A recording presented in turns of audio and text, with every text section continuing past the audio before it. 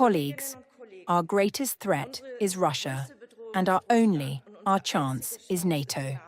But to strengthen this alliance, we must be strong in the European part of NATO. We need to come together. We must strengthen the Bundeswehr in all dimensions.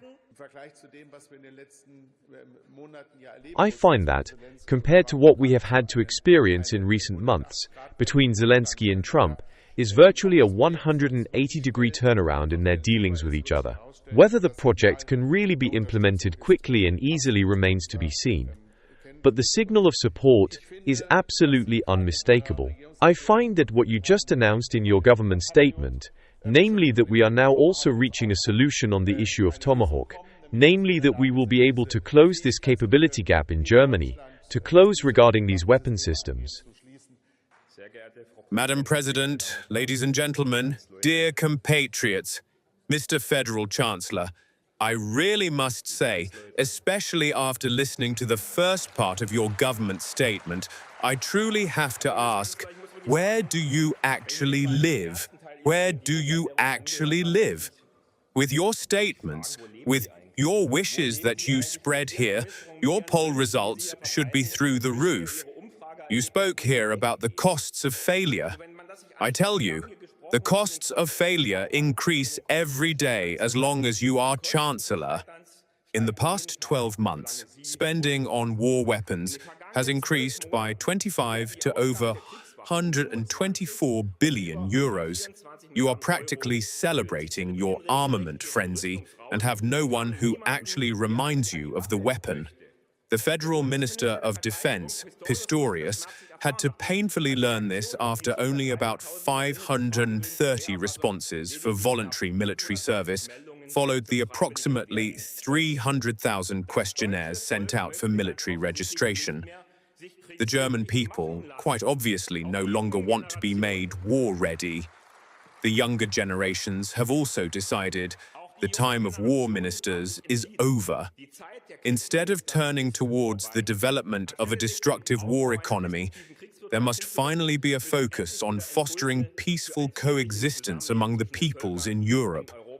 NATO could become an alliance of peace, be an alliance, and not the financial engine of the Ukraine war.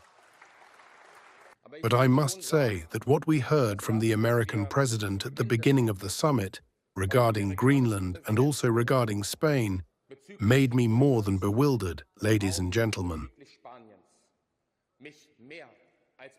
For me, this represents an attack on European solidarity, and we must not allow it, never, ladies and gentlemen. And it also makes it clear, and this is also my personal learning curve, that in these times we cannot rely on an American president of such demeanour, but rather that we must see only Europe as a defense power, and accordingly must invest here.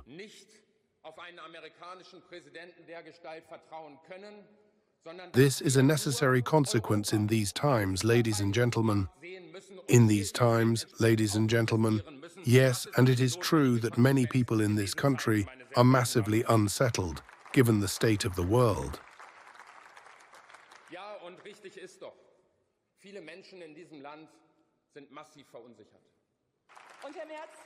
Mr. Merz, to be honest, I found the sentence cheapest when you said, due to the increased defense spending, we unfortunately have to make cuts in social areas. That is an excuse, and it is factually incorrect.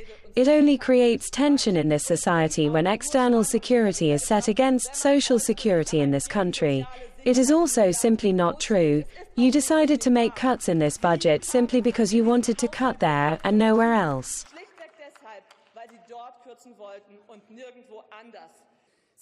They fuel war fears and abuse them as a carte blanche to drop their last inhibitions on debt-making under the pretext of spending on security. They drive the armament expenditures to astronomical heights without Germany gaining any security in return. Instead, you are building a state-controlled and financed armaments industry as a substitute for the ruined real industry, an armaments industry whose products you are giving away to Ukraine.